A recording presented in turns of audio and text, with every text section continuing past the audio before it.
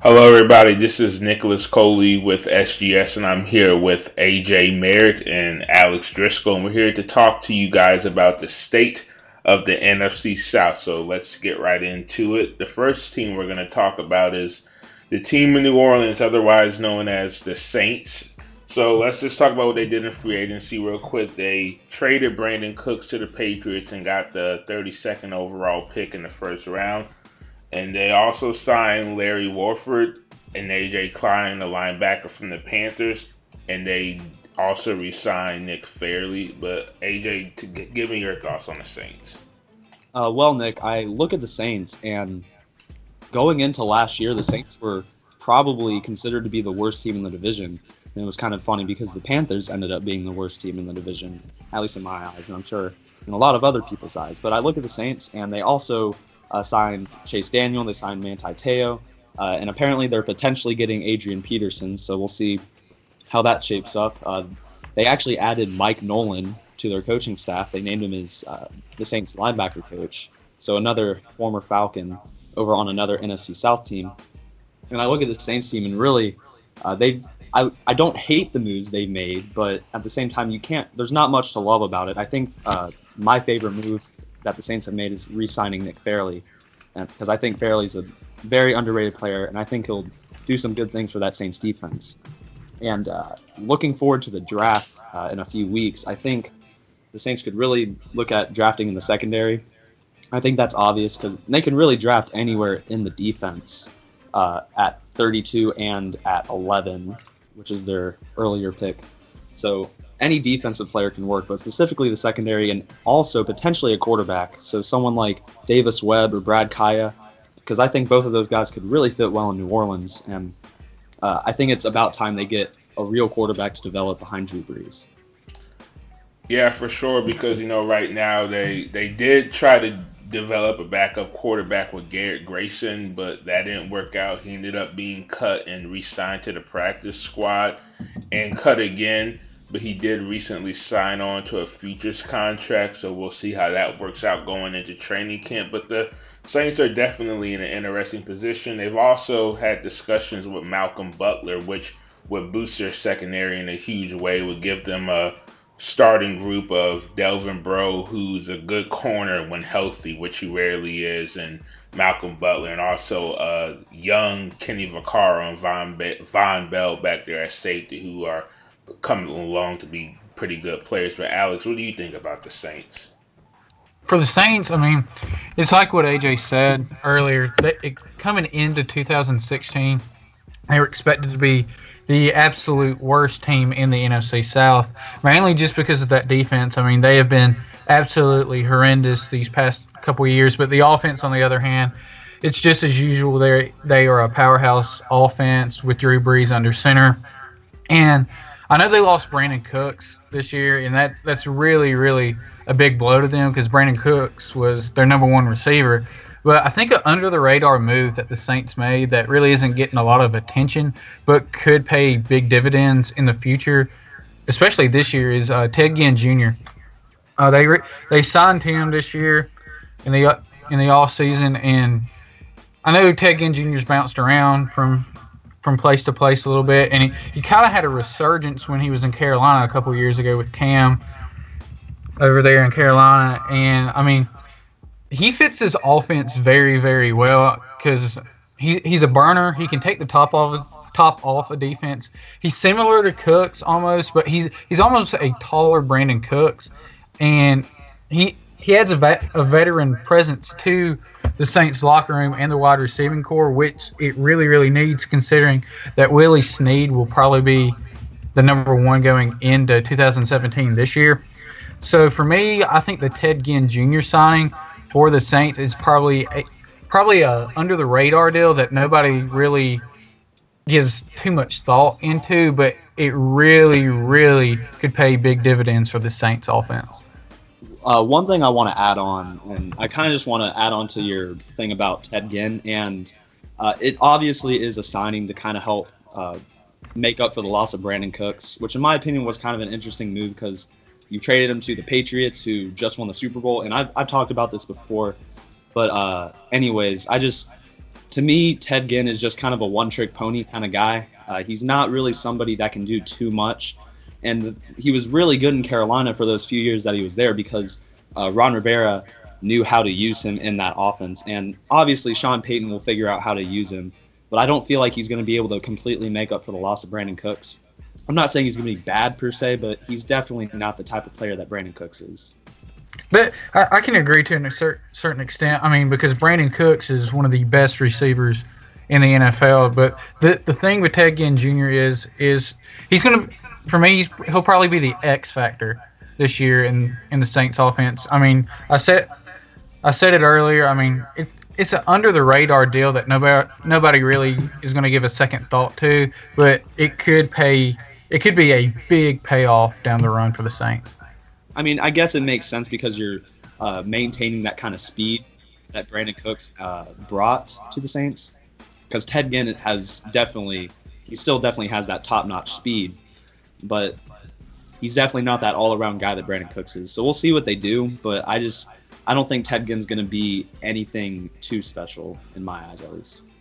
Yeah. And, this is also, we have to know that this might be one of the better wide receiving cores Drew Brees has had in a while, with Willie Snead and Michael Thomas as well, who had a pretty fantastic rookie year. But this season could be one of the more noteworthy seasons in Saints history, as they're entering off of 3 straight 7-9 seasons and no playoff appearances. So we'll see where the Saints go from there if they can't make it back to the playoffs or at least produce a winning record. But we're going to move on to the team in Florida, the Tampa Bay Buccaneers, who had a pretty decent offseason. They re-signed William Golston, who had a really good year for them on that defensive line, along with Jared McCoy.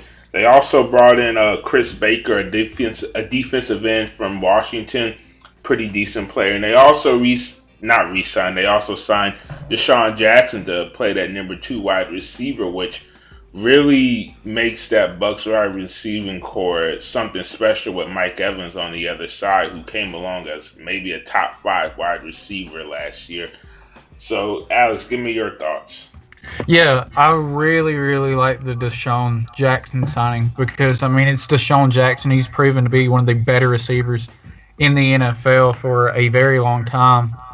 I know he kind of had a falling out with the Eagles, and he kind of got in trouble a little bit with some off-the-field stuff. But purely on the field, Deshaun Jackson is one of the absolute best wide receivers. I think it will help Jameis out a lot, and I think it'll help Mike Evans out a lot too. That way, he's not going to be the only target, and Jameis is just going to be staring down Mike Evans the whole time. And also, that way they don't have to rely on their running game as much. That kind of needs developing in my eyes. So with the signing of Deshaun Jackson, I think it's a great signing because it gives Jameis another target out wide, and it takes the attention off of Mike Evans as well. One thing I want to add on, and I just kind of want to add on to the Deshaun Jackson signing, because in my opinion, this is one of the better signings in free agency just because of how much Jackson can bring to this team. Because you look at the Buccaneers offense, and you just don't see a lot of top-notch speed on that offense, especially with Mike Evans. He's not exactly a barn burner because of his stature. So I think adding Jackson just is a perfect complement to Mike Evans, and I think that makes this offense extremely dangerous because Jameis Winston is definitely a guy that likes to throw it up deep, and Deshaun Jackson is the guy to do it because for 3 years he has led the league in yards per catch. So we'll definitely see what happens with Deshaun Jackson. I think it'll work out really well, and I think it's something that not just the Falcons, but every team in the division should look out for. They also signed guys like J.J. Wilcox, Nick Folk, Chris Baker. Like Nick said, they re-signed Will Golston.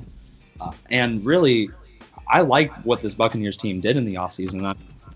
Considering they had a winning record last year, and when also combining the moves that they made this offseason, I think they're definitely someone that can knock the Falcons off potentially, or at least give them a run for their money. They still have some holes. Like I feel like they still need some secondary help, and they could use maybe another offensive lineman in the draft. But I really like where this Bucs team is going. And to add on to that, I've said this before. I think this team, it really hinges on their success hinges on the play of Jameis Winston, who when he's on it, this team is very hard to beat. But when he struggles, this Bucks team they can't perform well at all. And one thing to also know with Deshaun Jackson is he's a guy who loves to get that deep ball. He stretches the defense, but we've seen Jameis Winston struggle mightily with his deep ball in the NFL. So that could be an interesting dynamic if Jameis can't get his deep ball going like he's struggled to do in the past. But we're going to move on to the Panthers now. And we actually do have a Panthers fan on this call, and that's Alex. So I'm just going to let Alex take this one for me. Oh my gosh. Okay, just to get it out of the way, the 2016-2017 season for the Carolina Panthers was the absolute worst example of a Super Bowl hangover I've absolutely ever seen in all my years of watching football. I mean, it was a night and day difference. I mean, mainly due to the fact that the offensive line wasn't good at all. The pass rush wasn't good at all. And the secondary wasn't good at all. I mean, especially going up against the Falcons in like week, I think it was week 4. I mean, where Julio and Matt just absolutely went off and just murdered Bené Benwickery. And I kind of felt bad for Bené Benwickery a little bit because to me he was kind of like the Freddie Freeman of the Carolina Panthers, especially in the secondary, because you had all these great players either move or just out and out retire. Like Josh Norman, he went to Washington. Roman Harper, he went away. Charles Tillman, he went away. I believe Cortland Finnegan went away. Really, the only two guys were Bené Benwickery and Kurt Coleman, and Kurt Coleman was average at best for me. And then the defensive line wasn't the defensive line that we saw the previous season. I mean, we just weren't getting pressure, and when you can't get pressure, that gives quarterbacks insane amount of time to pick apart your defense, to pick apart your defensive secondary. And then going back to the offense, the offensive line wasn't good at all. Everybody was up in Cam's grill, and yeah, Cam Newton may be one of the best mobile quarterbacks ever in the history of football, bar none. But he can't do it all by himself. He can't scramble all day and be effective. What we see with Cam Newton when he is at his best is when he has time to read downfield and hit guys like Kelvin Benjamin and Greg Olsen, who had a very, very good year, although it be quiet since he was on a 6-win team this year. But Cam is at his best when he has protection and he can make the plays. And when I say that, when he's not forced to make plays, when he can make the plays that we're used to seeing Cam Newton play, where he just throws a BB down the field, or he just makes an insane play with his feet that looks like it's straight out of a video game. But that's the thing. I really think we need to address the offensive line situation coming up in the draft. I know a lot of mock drafts at least, with us in the 8th spot, have us taking Leonard Fournette, and I absolutely, as a Panther fan, do not at all want Leonard Fournette. I think he's overrated.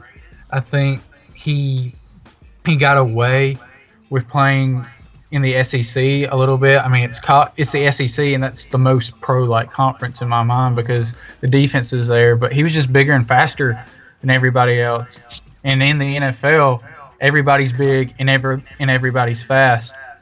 And I heard somebody say it during Combine Week: if you need a running back to carry your team, draft Leonard Fournette. But if you already have an established quarterback that can win you games like Cam Newton has proven he can over these past 3 years, then don't draft Leonard Fournette. And I think that's the position Carolina is in. We need a running back. I mean, because Jonathan Stewart is getting very old. We released Mike Tolbert. It breaks my heart that we did that because I love Mike Tolbert. And then our two backups are Cameron Artis-Payne, and he's okay. He's average at best. And then Fozzie Whitaker, and he's kind of in the same boat with Cameron Artis-Payne. He's average at best a little bit. But so we really need to address the running back situation, and I don't think Leonard Fournette is the answer. For me, the answer is obviously taking Dalvin Cook, because for me, Dalvin Cook is the whole package for the type of offense that Carolina runs. We have type of a zone type of running game, and especially with Cam with the zone read that he's been running ever since his his early days and his first days down at Florida. He's been running read option, and then of course when he went to Auburn, he was running read option. So I think Dalvin Cook, although he comes from a pro style system down at Florida State, I think he can fit very, very well. He's a very good receiver coming out of the backfield, which we've lacked the past couple of years. So I think he'll be very good in the screen game. So I think for me, Leonard Fournette, as a Panthers fan, is not the answer for a future running back, although it is just fantasy type deals. I mean, you have two freaks of nature back in the backfield in Cam Newton and Leonard Fournette. That might be great, but I don't think it'll work out in the long run. I think getting Dalvin Cook, who has the all-around package of running ability and then catching ability and playmaking ability, I feel like he would be the better option to go forward for the future with the running back position in Carolina. And also, I know I said it earlier, we need to address the offensive line situation. We signed Matt Khalil. He's only been good, really, his rookie season, and that was a woeful Minnesota Vikings offensive line that he was a part of for the better part of his career. I know he's coming in with his brother, Ryan, who plays center for the Panthers, so there might be a little bit of chemistry there. But I think we need to address the offensive line situation in the mid part of the draft, maybe the 2nd to the 5th rounds. Kind of do what the Braves did. I know I'll allude to the Braves a lot because I'm the Braves guy here. But kind of just load up on offensive linemen a little bit. That way we can have depth on the offensive line, and we're not having to mix and match every single week for 16 weeks in the NFL. And when you do that, you can't win in the NFL when you're having to mix and match an offensive line to protect Cam Newton 17 weeks in a row. That's impossible to do to stay competitive and to win. You can't mix and match an offensive line like that. So I think we need to address that. Also, maybe getting some more secondary help to help out James Bradbury. He had an okay rookie year, but as with every rookie, there's room for progression. And I really like James Bradbury. I mean, he's big and long, he's physical, so there's that for him. And I think the way Ron Rivera, how he's a defensive-minded coach, I feel like James Bradbury will continue to develop. And also, we addressed the defensive line situation. We re-signed Mario Addison. We re-signed Wes Horton. We put a franchise tag on K1 Short, which is very, very smart. And we re-signed Kyle Love. And a very, very surprising, but it kind of warmed my heart in a way, we re-signed Julius Peppers, who I called Judas Peppers for a while because he just completely spurned the Panthers when he went to Chicago and then to Green Bay. Now he's back in Carolina. I think he'll be okay. He won't be like he was originally when he was in Carolina, just being up on the quarterback's face. I don't think he's that player anymore. I think for right now he's kind of a placeholder, just kind of keeping the seat warm. That way some of these other young guys can develop into legitimate pass rushers at the NFL. But I think he'll be okay, and it just adds depth. So the main thing for the Panthers moving forward is just bounce back, please, from 2016. That's all I really ask, is a big bounce back from the 2016 season, because the pieces are there. We basically have almost everybody back.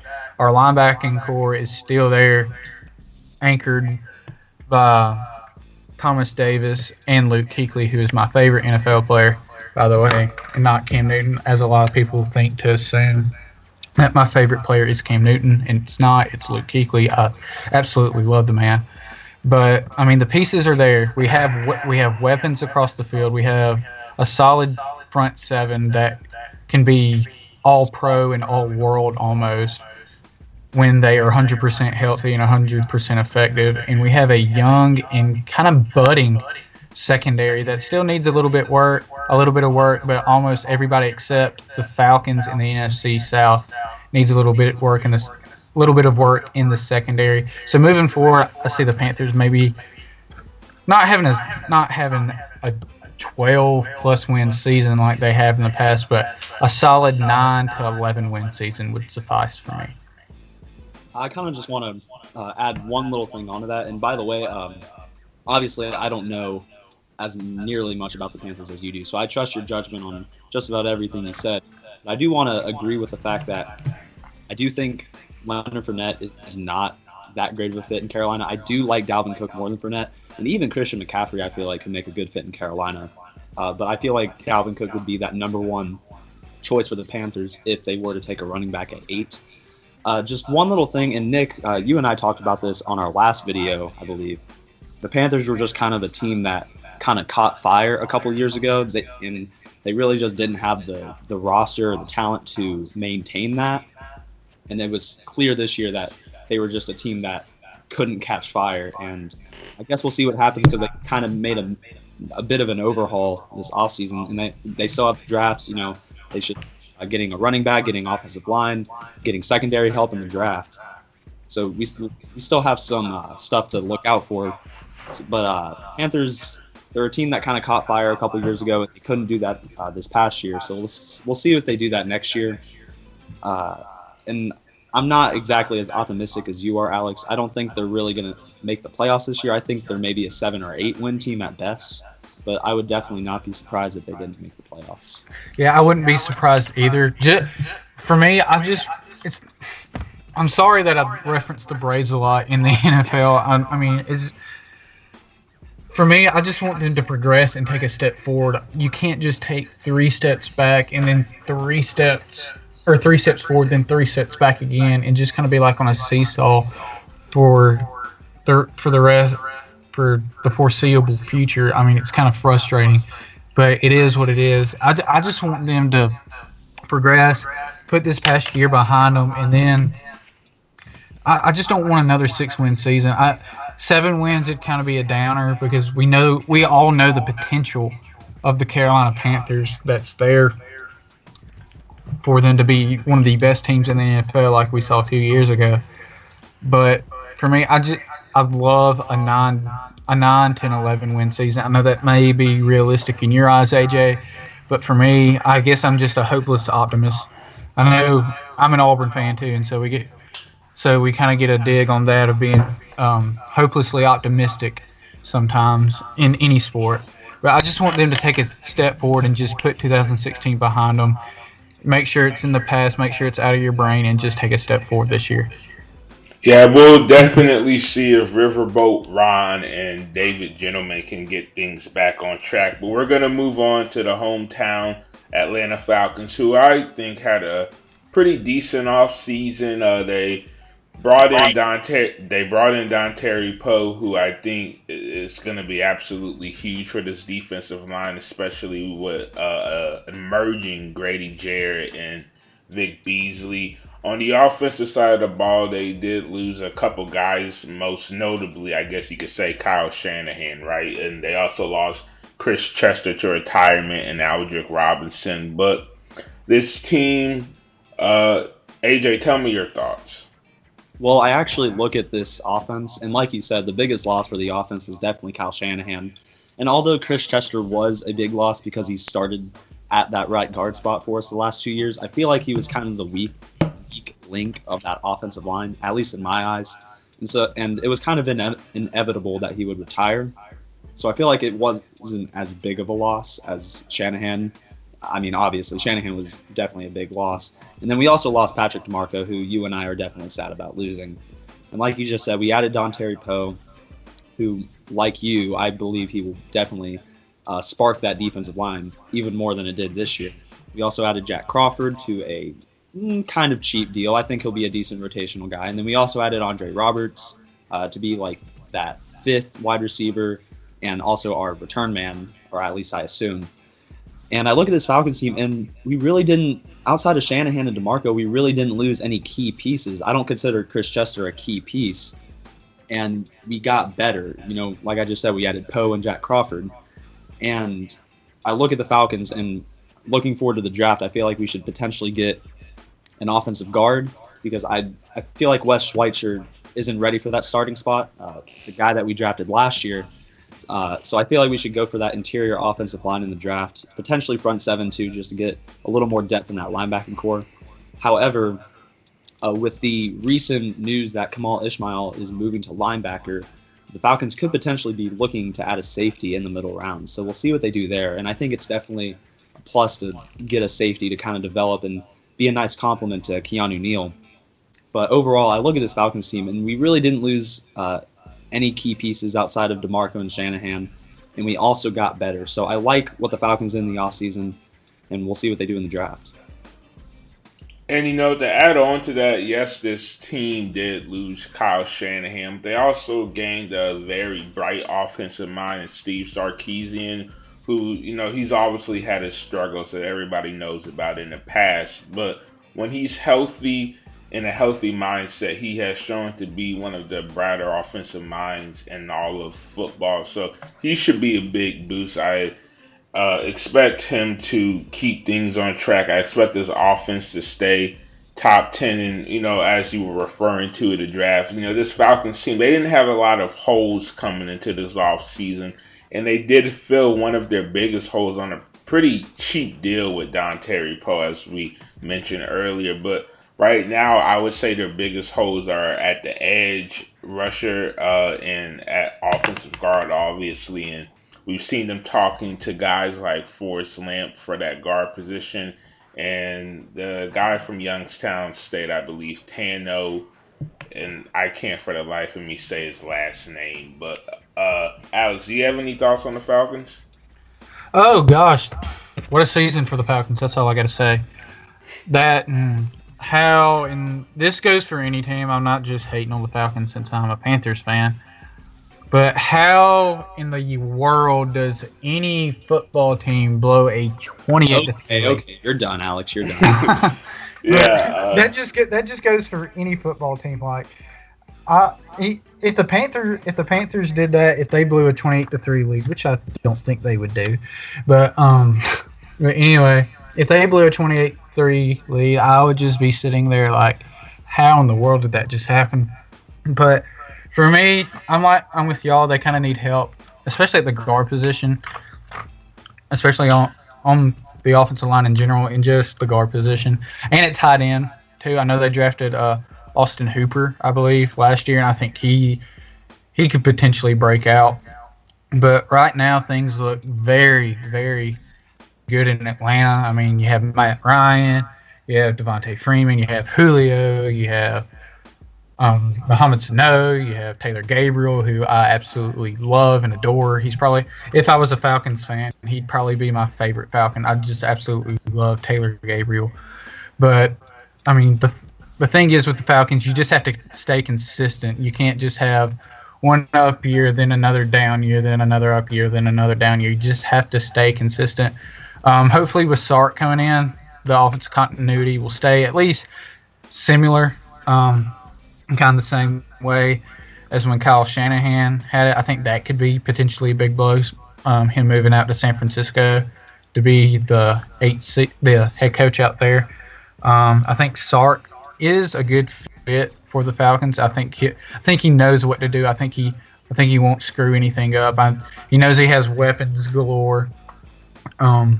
In Atlanta, like I said earlier, with Matt and Julio and Devontae and Mohamed Sano and all those guys, but just squaring away the defense, because the best offense is a good defense, and just squaring away the offensive line as well, because we've seen what's happened with Dallas. They had a rookie quarterback and a rookie running back, and they were one of the best teams in the NFL this year when they were hot.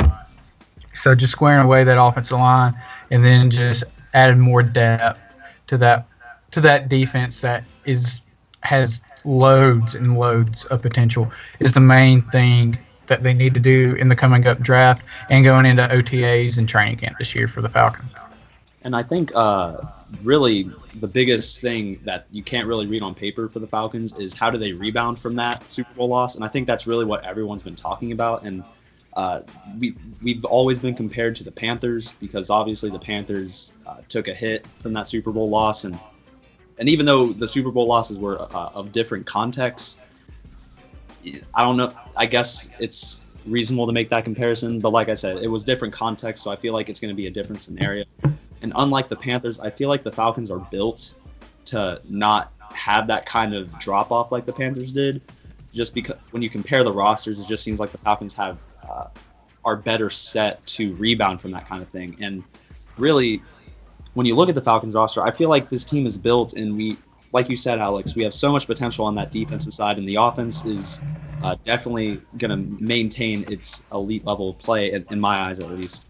I feel like this Falcons team is built to make it back within the next year or two, at most 3 years. And I feel like Falcons fans should be really optimistic. And although that Super Bowl loss was extremely disappointing, especially because the city of Atlanta needs that championship, I feel like the Falcons are definitely built to rebound from the Super Bowl loss and eventually make it back within the next few years.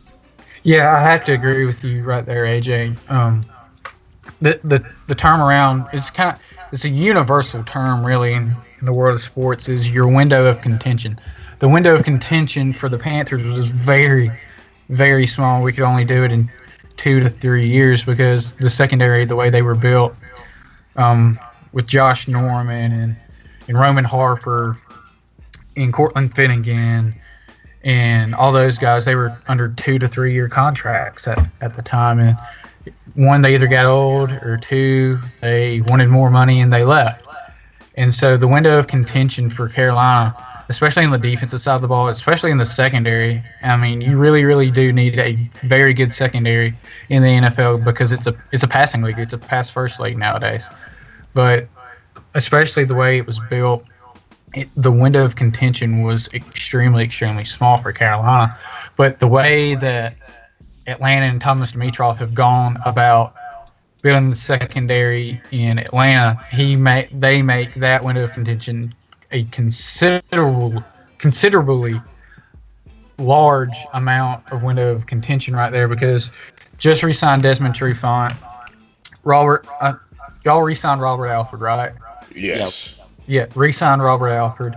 You have Keanu Neal, who looks to be a very, very solid option in the secondary for y'all. I think you're just one more really, really good safety away from having an elite, a solid. I wouldn't say elite. I think elite would have to go to Seattle with LOB with the Legion of Boom when they were in their heyday.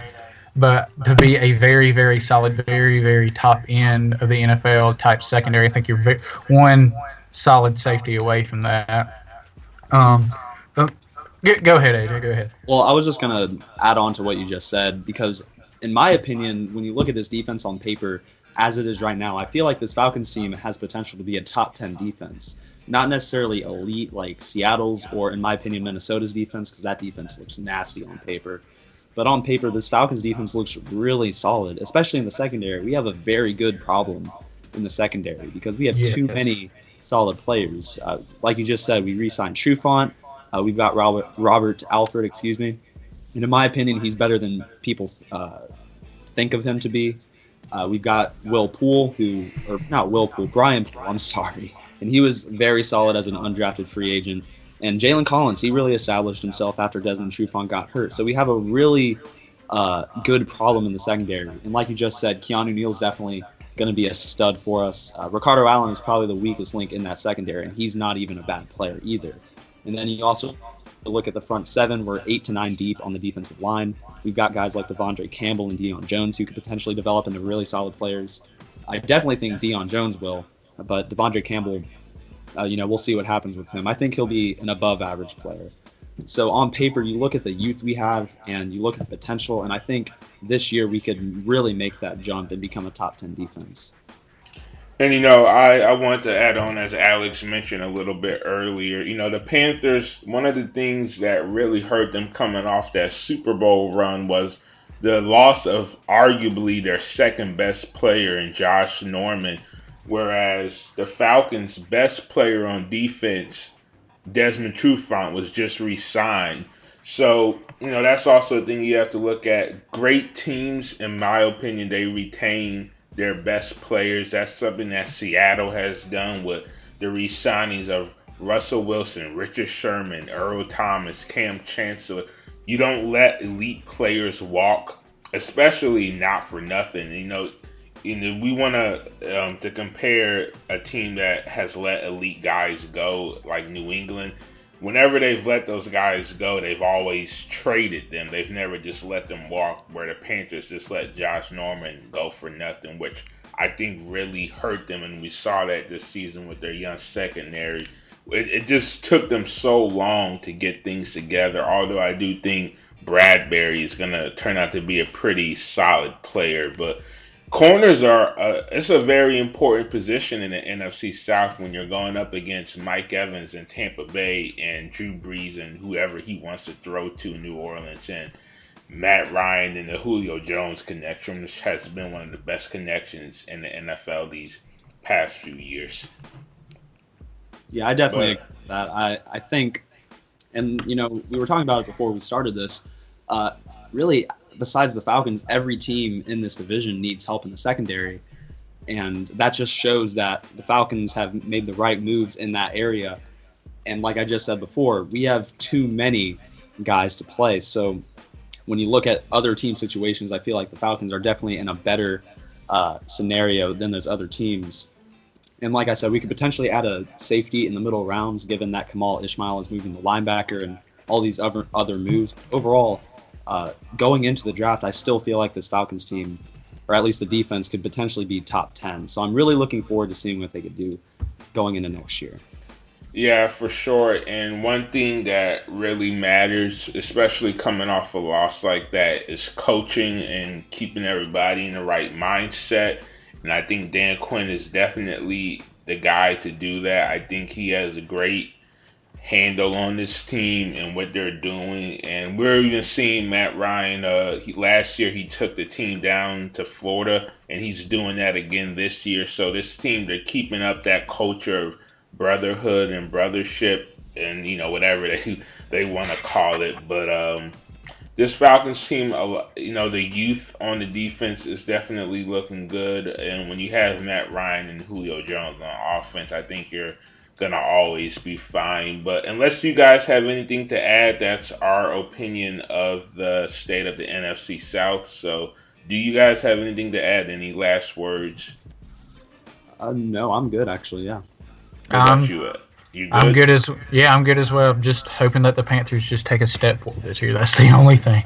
All right, and I would be perfectly fine with them taking another step back. But this has been our thoughts on the state of the NFC South. You can tell us what you think down in the comments. But I'm Nicholas Coley, and the two guys I did this with are Alex Driscoll and AJ Merritt, and we hope you all have a good day.